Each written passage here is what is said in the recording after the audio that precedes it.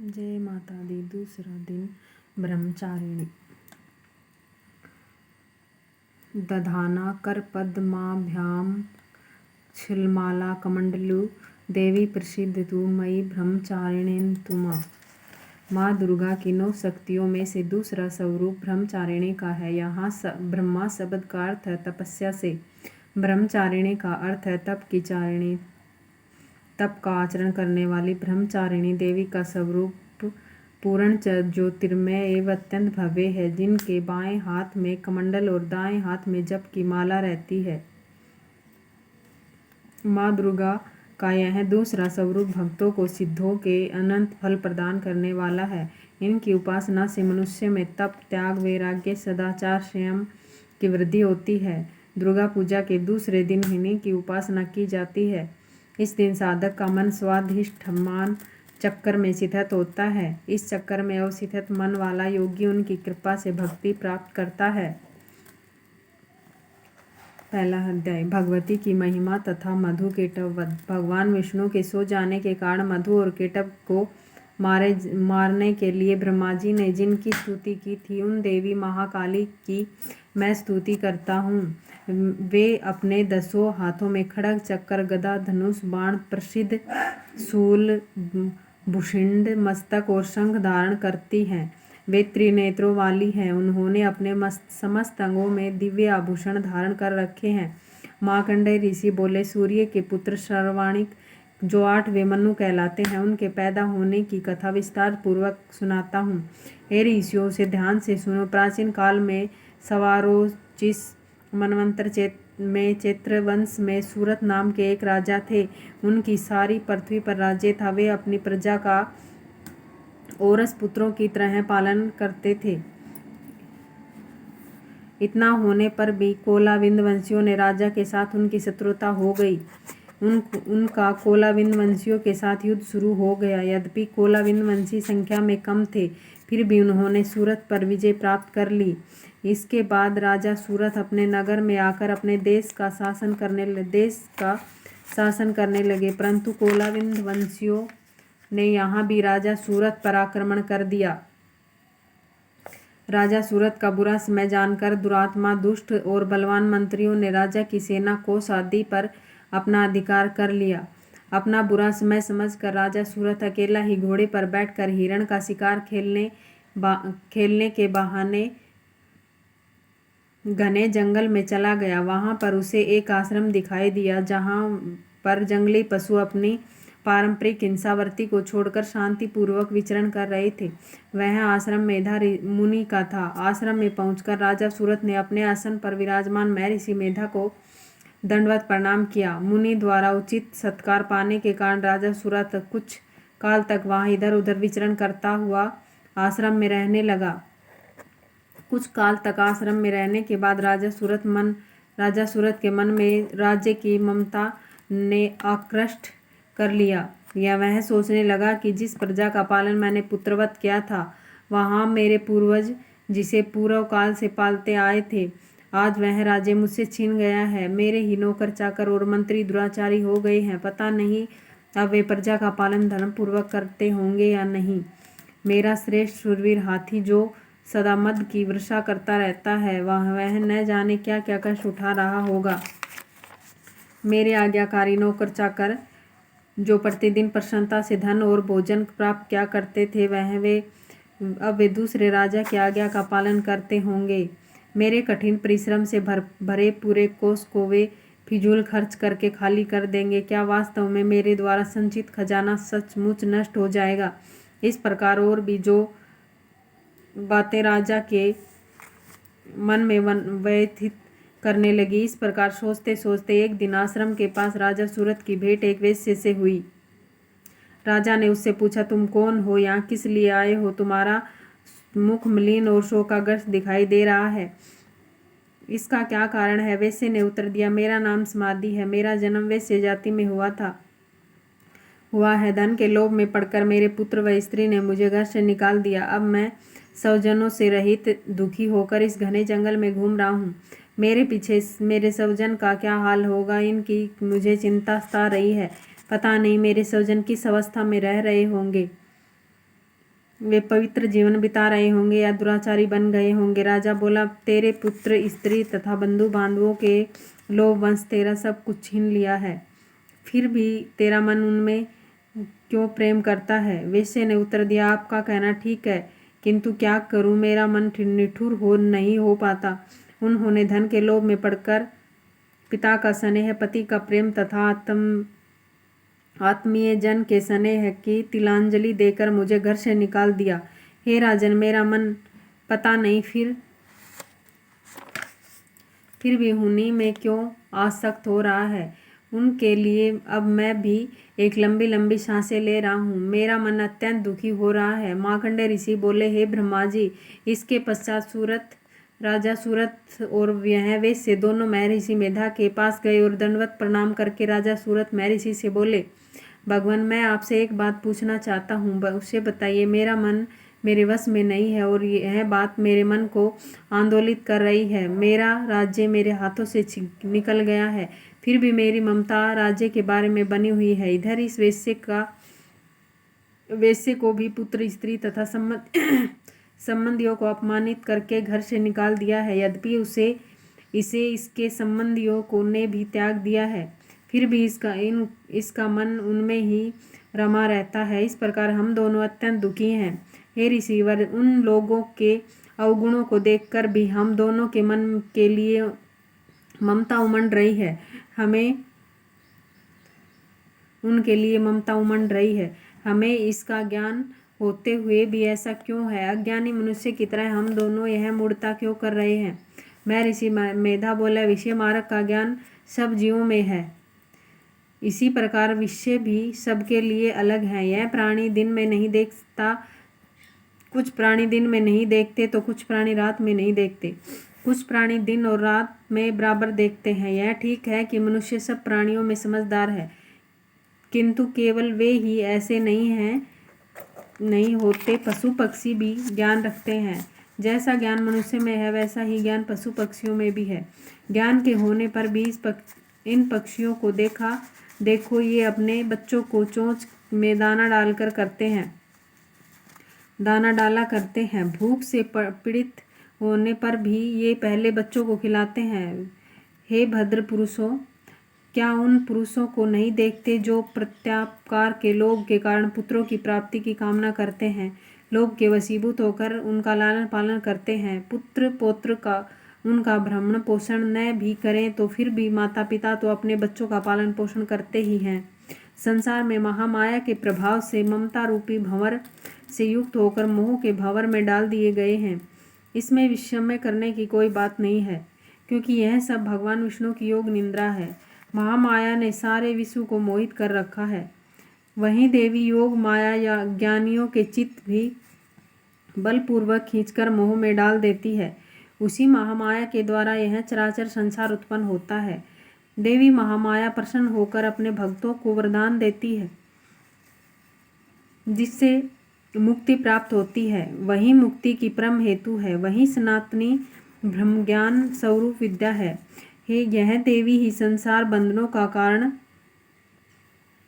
है तथा वही सर्वेश्वरी की ईश्वरी है। राजा सूरत बोले, हे महात्मा, आप जिसको महामाया कहते हैं वह कौन सी देवी है? हे ब्रह्मा जी श्रेष्ठ, हे ब्राह्मण श्रेष्ठ, यह देवी किस प्रकार उत्पन्न हुई है, उसका क्या कार्य है, उसका स्वभाव स्वरूप आदि के विषय में जानना चाहता हूँ। ऋषि बोले, हे राजन, वह देवी तो नित्य स्वरूपा है, उसके द्वारा यह संसार रचा गया है, फिर भी उसकी उत्पत्ति अनेक प्रकार से होती है। यह सब मैं आपको बताता हूँ। वह देवताओं का कार्य सिद्ध करने के लिए प्रकट होती है। एक बार संसार में जल मगन करके जब भगवान विष्णु योग निंद्रा का आश्रय लेकर शेष शैया पर सो रहे थे, तभी मधुकेटभ नाम के दो प्रसिद्ध राक्षस उनके कानों के मैल से प्रकट हुए और ब्रह्मा जी को मारने दौड़े। ब्रह्मा जी विष्णु की नाभि कमल में जा छिपे। ब्रह्मा जी ने भगवान विष्णु को सोया हुआ देखकर हृदय को एकाग्र करके इसी योग निंद्रा की स्तुति की। यह स्तुति भगवान विष्णु को जगाने हेतु की गई। उस समय भगवान विष्णु के नेत्रों में योग निद्रा देवी के निवास कर रखा था। योग निद्रा देवी भगवान विष्णु को अतुल तेज वाली अनुपम शक्ति है। ब्रह्मा जी बोले, हे महामाया, तुम ही स्वाहा हो, तुम ही सवदा हो, तुम ही वष्टकार स्वर हो। हे देवी, तुम ही अमृत हो, नित्य ओंकारा स्वरूप अक्षर ब्रह्मा में ए मैं, इन तीनों मात्राओं में तुम ही स्थित हो तथा इन तीनों मात्राओं के अतिरिक्त नित्य आदि मात्र व्यंजन जिसका उच्चारण विशेष रूप से नहीं हो सकता वह तुम ही हो। हे देवी, तुम ही संध्या हो, तुम ही सावित्री हो और हे देवी, तुम ही संसार की जननी अर्थात संसार की रचना करने वाली हो। संसार का पालन भी तुम ही करती हो, अंत में इसका संहार भी तुम ही करती हो। हे मातेश्वरी, सृष्टि को रचते समय तुम सृष्टि रूपा हो, पालते समय तुम सिद्धि रूपा हो, कल्पांत में जब इस संसार का प्रलय करती हो तो संस्थित रूपा भी तुम ही हो। तुम ही महाविद्या, महामाया, महामेधा, महासृष्टि, समृद्धि, महारात्रि हो। हे मातेश्वरी, तुम ही समस्त चराचर के तीनों गुणों सत्व, रज और तम की उत्पन्न करता प्रकृति स्वरूप हो। हे देवी, तुम ही काल रात्रि, महारात्रि तथा दारुण मोहरात्रि हो। श्री भी तुम ही हो, ईश्वरी भी तुम ही हो, लक्षण बुद्धि भी तुम ही हो। हे देवी, तुम ही लज्जा, पुष्टि, तृष्टि, शांति और क्षमा हो। खग धारिणी, त्रिशूल धारिणी, घोर रूपा, गदा तथा चक्र धारण करने वाली तुम ही हो। हे देवी, शंख, धनुष, बाण, भुषुंडी तथा प्रसिद्ध धारण करने वाली तुम ही हो। तुम ही सौम्य एवं सौमंत्र हो। तुम सभी सुंदर पदार्थों में भी तुझ अत्यंत सुंदर हो। हे देवी, पर और अपर में श्रेष्ठ तुम ही हो और तुम ही परमेश्वरी हो। हे सभी स्वरूपों को धारण करने वाली, जहाँ कहीं सत्य और असत्य वस्तु है उन सब में जो शक्ति है वह तुम ही हो। हे देवी, उन समस्त वस्तुओं की शक्ति तुम ही हो। मैं आपकी किस तरह से प्रार्थना करूं? जो इस संसार की रचना, पालन और संहार करता है, उससे ऐसी अवस्था में तुम्हारी स्तुति कौन कर सकता है? जगत की पुष्टि, जगत की सृष्टि, पालन और संहार करने वाले भगवान विष्णु को जब तुमने निंद्रा के वशीभूत कर दिया है तो फिर तुम्हारी स्तुति कौन कर सकता है? हे देवी, मुझे भगवान विष्णु को एवं भगवान महादेव को भी तुमने शरीर प्रदान किया है। इसी कारण आपकी स्तुति करने की शक्ति जिस में हो सकती है हे देवी, तुम अपने उदार प्रभावों के द्वारा ही स्वयं प्रशंसित हो। हे देवी, ये मधु के टब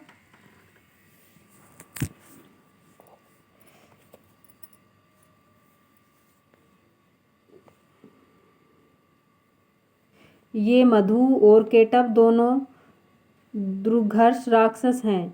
इन्हें मोहित करके तथा संसार के पालक भगवान विष्णु को शीघ्र ही जगा दो। इसके साथ साथ विष्णु के हृदय में इन दोनों को मार डालने की बुद्धि पैदा करो। ऋषि बोले, इस तरह जब ब्रह्मा जी ने मधु और केटब असुरों के संहार के लिए तथा भगवान विष्णु को जगाने के लिए देवी से प्रार्थना की तो उसी समय भगवान विष्णु के नयन, मुख, नाक, भुजा, हृदय और वक्ष स्थल से निकलकर अव्यक्त जन्मा श्री ब्रह्मा जी के आगे योग माया उपस्थित हो गई तथा भगवान विष्णु भी उस योग भोग निद्रा से जाग गए। भगवान विष्णु ने उन दोनों राक्षसों को देखा जो क्रोध से लाल आंखें की ब्रह्मा जी को खा जाने का प्रयत्न कर रहे थे। उसी समय भगवान विष्णु ने शेष शैया से उठकर उन दोनों राक्षसों से युद्ध किया। उन्होंने उन दोनों राक्षसों से 5000 वर्ष तक केवल बाहु युद्ध किया। वे दोनों राक्षस मधु और केटब अत्यंत बल के कारण उन्मत्त हो गए। इधर महामाया ने उन्हें मोह में डाल रखा था और केटब अत्यंत बल के कारण उन्मत्त हो गया। वे दोनों राक्षस ही श्री हरि के से कहने लगे, हम तुम्हारी वीरता से संतुष्ट हैं, तुम हमसे कोई भी वर मांग लो। श्री हरि बोले, यदि तुम दोनों मुझसे प्रसन्न हो तो अब मेरे हाथों से मारे जाओ, बस इतना सा ही है। तुमसे वर मांगता हूँ, यहाँ दूसरी किसी वर से क्या लेना है। ऋषि ने कहा, इस प्रकार धोखे में आ जाने पर जब भगवान श्री हरि ने उन दोनों को यह वरदान ले लिया तो वे दोनों राक्षस श्री हरि से कहने लगे कि हमें सब जगह जल ही जल दिखाई देता है, इसीलिए हमारा वध उस स्थान पर कीजिए जहाँ पृथ्वी पर पानी न हो। ऋषि मेधा ने कहा, तथास्तु, ऐसा ही होगा। कहकर शंख चक्र गदाधारी भगवान ने उन दोनों के सिर अपनी जंघाओं पर रखकर चक्कर से काट डाले। इस प्रकार यह महामाया देवी श्री ब्रह्मा जी की प्रार्थना पर स्वयं उत्पन्न हुई। और हे राजन, मैं अब इसके प्रभाव को बताता हूँ, आप ध्यान से सुनो। दूसरा अध्याय, देवी का प्रादुर्भाव व महिषासुर की सेना का वध। ऋषि बोले, प्राचीन काल में देवताओं और राक्षसों में 100 वर्ष तक युद्ध चलता रहा। उस समय राक्षसों के स्वामी महिषासुर और देवताओं के स्वामी इंद्र थे। इस युद्ध में देवताओं की सेना महाबली राक्षसों से पराजित हो गई। सब देवताओं पर विजय प्राप्त कर महिषासुर स्वयं इंद्र बन बैठा। पराजित होने पर देवता ब्रह्मा जी के नेतृत्व में भगवान विष्णु और भगवान शंकर की शरण में गए। उन्होंने उनको अपनी पराजय तथा महिषासुर के बल और प्रताप पर संपूर्ण विवरण सुनाया। महिषासुर ने सूर्य, इंद्र, अग्नि, वायु, चंद्रमा, यम, वरुण तथा अन्य देवताओं के सभी अधिकार छीन लिए। वह स्वयं ही सबका अधिपति बन गया। उसने सभी देवताओं को स्वर्ग से निकाल दिया। महिषासुर महान दुरात्मा है। सभी देवता पृथ्वी पर मनुष्य की भांति विचरते हैं। अब हम आपकी शरण में आए हैं, उसके वध का आप कोई उपाय कीजिए। देवताओं की दीन वाणी सुनकर भगवान विष्णु और भगवान शिव अत्यधिक क्रोध में भर गए। उनकी भ्रुकुटी तन गई और आंखें लाल हो गई। उसी समय ब्रह्मा, विष्णु और शिव के मुंह से पूर्ण क्रोध के कारण एक महान तेज प्रकट हुआ। उसी प्रकार सभी देवताओं के शरीर से भी बड़ा भारी तेज निकला। वह सब तेज मिलकर एकाकार हो गया। महान तेज का एक पुंज ज्वालायमान पर्वत सा जान पड़ा। देवताओं ने देखा, उनकी ज्वालाएं संपूर्ण दिशाओं में व्याप्त हो रही हैं। वह तेज पुंज सभी देवताओं के शरीर से प्रकट होने के कारण उसकी तुलना किसी से नहीं की जा सकती थी। एकत्र होने पर एक पुंज एक नारी के रूप में परिणित हो गया और उसके प्रकाश से तीनों लोक भर गए। भगवान शंकर के तेज से उस देवी का मुख प्रकट हुआ। यमराज के तेज से देवी के बाल प्रकट हुए तथा विष्णु भगवान के तेज से देवी की भुजाएं प्रकट हुई। चंद्रमा के तेज से देवी के दोनों स्तन, इंद्र के तेज से उनका कटी प्रदेश, वरुण के तेज से देवी की जंघा और उरु स्थल, पृथ्वी के तेज से नितंबों का निर्माण हुआ। ब्रह्मा जी के तेज से देवी के दोनों चरण, सूर्य के तेज से चरणों की उंगलियां, वसुओं के तेज से हाथों की उंगलियां, कुबेर के तेज से नासिका का निर्माण हुआ, प्रजापति के तेज से दांतों का, अग्नि के तेज से तीनों नेत्रों का निर्माण हुआ, संध्याओं के तेज से दोनों बाहों का, वायु के तेज से दोनों कानों का निर्माण हुआ। इसी प्रकार दूसरे देवताओं के तेज से कल्याणकारी देवी का प्रादुर्भाव हुआ। समस्त देवताओं के तेज से पुंज प्रकट हुई। देवी को देखकर महिषासुर से पीड़ित सभी देवताओं की प्रसन्नता का ठिकाना न रहा। भगवान शिव ने अपने त्रिशूलों में से एक त्रिशूल देवी को दिया। भगवान विष्णु ने अपने चक्र में से एक चक्र देवी को दिया। वरुण के शंख, अग्नि ने, पवन ने धनुष और बाणों से भरा तरकस देवी को प्रदान किया। उसी प्रकार इंद्र ने अपने वर्ज में से एक वर्ज और ऐरावत हाथी से उतारकर 1 घंटा देवी को प्रदान किया। यमराज ने दंडवत से दंड, वरुण ने पास, प्रजापति ने स्टाफिक की माला तथा ब्रह्मा जी ने कमंडल से कमंडल प्रदान किया। सूर्य भगवान ने देवी के समस्त रोमकूपों में अपनी किरणों का तेज भर दिया। काल ने उन्हें चमकती हुई डाल और तलवार प्रदान की। क्षीर सागर ने उन्हें उज्ज्वल हार तथा कभी जीर्ण न होने वाले 2 दिव्य वस्त्र भेंट किए। साथ ही उन्हें दिव्य चूड़ामणि, कानों के लिए 2 दिव्य कुंडल तथा कड़े प्रदान किए। इसके साथ ही उन्हें उज्ज्वल अर्धचंद्र, बाहों के लिए बाजूबंद, चरणों के लिए नुपुर, गले के लिए सुंदर हसली, उंगलियों के लिए रत्न जड़ित अंगूठियां भी प्रदान की। विश्वकर्मा ने उन्हें फरसा और कई प्रकार के अस्त्र और अभेद्य कवच प्रदान किए। इसके अतिरिक्त कभी न मुरझाने वाला कमल के फूलों की मालाएं भी भेंट की। समुद्र ने उन्हें सुजदर कमल के पुष्प भेंट किए। हिमालय ने सवारी के लिए उन्हें सिंह और तरह तरह के रत्न भेंट किए। यमराज कुबेर उन्हें मधु से भरा हुआ पात्र तथा शेष नाग ने बहुमूल्य मणियों से विभूषित नाग हार भेंट किया। इसी प्रकार अन्य सभी देवताओं ने भी उनके अनेक प्रकार के आभूषणों और आयुध भेंट किए। इस प्रकार सम्मानित होने पर देवी ने उच्च स्वर में गर्जना की। उनके इस भयंकर नाद से समस्त भूमंडल और आकाश गूंज उठा। देवी के हदहास से पृथ्वी कांपने लगी। यह घोर गर्जना कहीं समा न सकी। समस्त लोग क्षुभित हो गए। समुद्र में ऊंची ऊंची लहरें उठने लगी, पृथ्वी हिलने लगी। सभी देवता प्रसन्न होकर सिंह वाहिनी देवी की जय जयकार करने लगे। ऋषि मुनि भी भगवती देवी की नम्रता पूर्वक प्रार्थना करने लगे।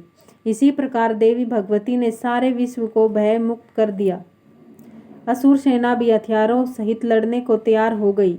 महिषासुर क्रोधित होकर बोला, यह क्या हो रहा है? महिषासुर सेना के साथ उस तरफ दौड़ा जहां देवी भगवती अध्यास कर रही थी। उसी समय अपने तीनों लोकों में व्याप्त भगवती को देखा। महिषासुर देखता है कि विश्व व्यापिनी भगवती अपने चरणों के बोझ से पृथ्वी को रसातल में दबा रही है और अपने मुकुट से आकाश को छू रही है। उनके धनुष की टंकार से सारा पाताल लोक कंपमान हो रहा है। महिषासुर ने देखा कि देवी भगवती अपनी सहस्त्रों भुजाएं सब दिशाओं में फैला रही है। देवी का राक्षसों के साथ युद्ध प्रारंभ हो गया। अनेक प्रकार के अस्त्रों शस्त्रों सब दिशाएं उद्भासित होने लगी। महिषासुर की सेना का सेनापति चिछुर आगे बढ़कर देवी के साथ युद्ध करने लगा। दूसरे राक्षसों की चतुर्गिणी सेना लेकर चामर भी लड़ने लगा। उदगर नामक महादैत्य भी 60,000 महारथियों को लेकर युद्ध में कूद पड़ा। महाहनु नामक दैत्य 1 करोड़ रथियों को लेकर और आसिलोमा नामक असुर 5 करोड़ सैनिकों को लेकर युद्ध करने लगा। वासकल नामक राक्षस 60 लाख सैनिकों के साथ युद्ध क्षेत्र में कूद पड़ा। वर्त नामक राक्षस भी 1 करोड़ रथी सेना लेकर युद्ध के मैदान में कूद पड़ा। विंडालक्ष नामक राक्षस भी 1.5 करोड़ सेना लेकर भगवती से युद्ध करने लगा। अन्य राक्षस भी अपनी सेना, रथ, घोड़े, हाथी लेकर देवी भगवती से युद्ध करने लगे। राक्षसी सेना तोमर, भिंदीपाल, शक्ति, मूसल, परशु, पट्टिच, खड्ग आदि शस्त्रों के लैस भगवती के साथ युद्ध करने लगे। कुछ राक्षसों ने देवी पर शक्तियां और पास फेंके। देवी भगवती ने राक्षसों द्वारा अपने ऊपर फेंके गए अस्त्रों शस्त्रों को इस प्रकार काट डाला कि मानो कोई गाजर मूली काट रहा हो। चंडी देवी के तेज को देखकर देवता और ऋषि उनकी स्तुति करने लगे। इससे देवी भगवती उत्साहित होकर अपने शस्त्रों द्वारा राक्षस सेना को निशाना बनाने लगी। उनका वाहन शेर विक्रोधित होकर गर्दन के बाल को हिलाने लगा और दहाड़ने लगा। वह राक्षसों की सेना में इस प्रकार घूमने लगा मानो वन में आग लग गई हो। देवी क्रोध में भरकर नथुने फुलाकर श्वास छोड़ने लगी। उनकी प्रत्येक श्वास से सैकड़ों हजार गण पैदा हो गए। उन गणों ने खग, भिंदीपाल, परशु, पाटी आदि से युद्ध करना शुरू कर दिया। वे देवी के गण राक्षसों का नाश करने लगे। कुछ गण नगाड़े, शंख आदि बजाने लगे, कुछ गण मृदंग बजाने लगे। तब देवी भगवती ने त्रिशूल, गदा तथा शक्तियों से आक्रमण कर दिया। रणचंडिका देवी ने तलवारों से सैकड़ों असुरों को मौत के घाट उतार दिया। कुछ राक्षस देवी के घंटे की आवाज से मोहित हो गए। बहुत से राक्षसों को देवी ने अपने पास में बांधकर पृथ्वी पर घसीट कर मार डाला। देवी भगवती ने बहुत से राक्षसों को अपनी गदा और मुशूल से मार से घायल कर दिया। कितने ही राक्षसों के हड्डे शूल से फट गए। कितने ही राक्षसों को बाणों की वर्षा कर देवी ने मौत के घाट उतार दिया। कितने ही राक्षसों की भुजाएं कट गई। अनेकों राक्षसों की गर्दनें अलग शरीर से अलग हो गई। देवी ने कुछ राक्षसों के शरीर के 2 टुकड़े कर दिए। कुछ राक्षस जंघा कट जाने से धराशायी हो गए। कुछ देते ही एक भुजा, एक आंख और एक टांग काट कर देवी ने उन्हें 2 हिस्सों में बांट दिया। अनेकों राक्षसों के मस्तक कटकर पृथ्वी पर गिरने लगे। राक्षसों के सिर विहीन धड़, हाथों में तलवार, शक्तियां और सृष्टि आदि शस्त्र लेकर घूम रहे थे। कुछ असुर देवी को ठहर जा कहकर पुकार रहे थे। यह युद्ध का मैदान रथी, हाथी, घोड़े एवं राक्षसों की लाशों से पटा पड़ा था। वहां पर आना जाना कठिन था। युद्ध के मैदान में इतना रक्त बह रहा था कि मानो रक्त की नदी बह रही हो। देवी चंडी ने असुर सेना का इस प्रकार संहार कर दिया मानो तिनके और लकड़ी के ढेर में आग लगा दी हो। चंडी के गणों ने उन राक्षसों के साथ ऐसा युद्ध किया कि देवता प्रसन्न होकर आकाश से फूलों की वर्षा करने लगी। देवी का वाहन सिंह भी भयंकर आवाज करता हुआ अपने बालों को हिलाता हुआ घूम रहा था। जय माता।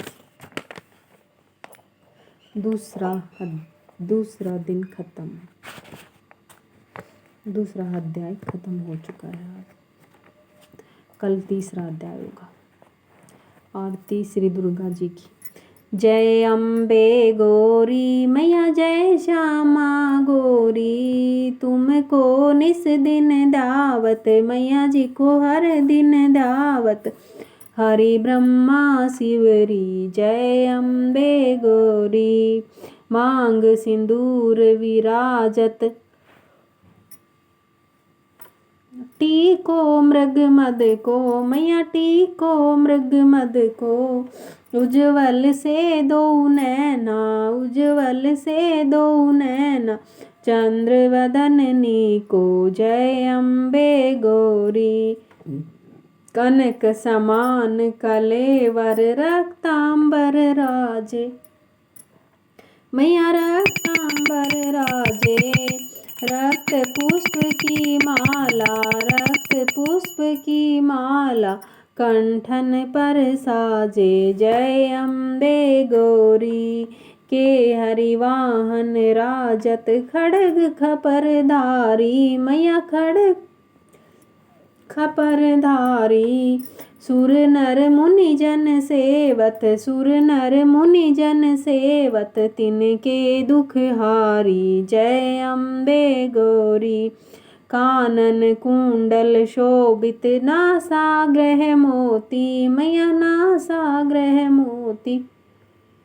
कोटिक चंद्र दिवाकर, कोटिक चंद्र दिवाकर, राजत शम ज्योति। जय अम्बे गौरी, शुंभ निशुंभ विदारे, महिषासुर घाती, मैया महिषासुर घाती, धूम्र विलोचन नैना, धूम्र विलोचन नैना, निस दिन मदमाती। जय अम्बे गौरी, चंड मुंड सहारे, सोनिज बीज हरे, मैया सोनिज बीज हरे, मधु के टब दो मारे, मधु के टब दो मारे, सुर भयहीन करे जय अम्बे गौरी। ब्राह्मणी रुद्राणी तुम कमला रानी, मैया तुम कमला रानी। आगम निगम बखानी, आगम बखानी तुम शिव पटरानी। जय अम्बे गौरी 64 योगिनी गावत, निरत करत भैरू, मैया निरत करत भैरू। बाजत ताल मृदंगा, बाजत ताल मृदंगा, अरु बाजत डमरू। जय अम्बे गौरी तुम ही जग की माता, तुम ही हो भरता, मैया तुम ही हो भरता। भगतन की दुख हरता, भगतन की दुख हरता, सुख संपत्ति करता। जय अम्बे गौरी। भुजाचार अति शोभित, वर मुद्राधारी, मैया वर मुद्राधारी। मन वांछित फल पावत, मन वांछित फल पावत, सेवत नर नारी। जय अम्बे गौरी। कंचन थाल विराजत, अगर कपूर बाती, मैया अगर कपूर बाती। श्रीमल के तुमे राजत, श्रीमल के तुमे राजत, कोटि रतन ज्योति। जय अम्बे गौरी। अम्बे जी की आरती जो कोई नर गावे, मैया प्रेम सहित गावे। कहत शिवानंद स्वामी, ओम हरि हर स्वामी, सुख संपत्ति पावे। जय अम्बे गौरी, जय अम्बे गौरी, मैया जय श्यामा गौरी। तुमको निस दिन धावत, मैया जी को हर दिन धावत, हरि ब्रह्मा शिवरी। जय अम्बे गौरी। जय माता। अगली आरती माता जी की। आरती अम्बा जी की। अम्बे तू है जगदम्बे काली, जय दुर्गे खप्पर वाली, तेरे ही गुण गाएं भारती। ओ मैया हम सब उतारे तेरी आरती। तेरे भक्त जनों पे माता भीड़ पड़ी है भारी, माँ भीड़ पड़ी है भारी। दानव दल पर टूट पड़ो माँ करके सिंह सवारी, माँ करके सिंह सवारी।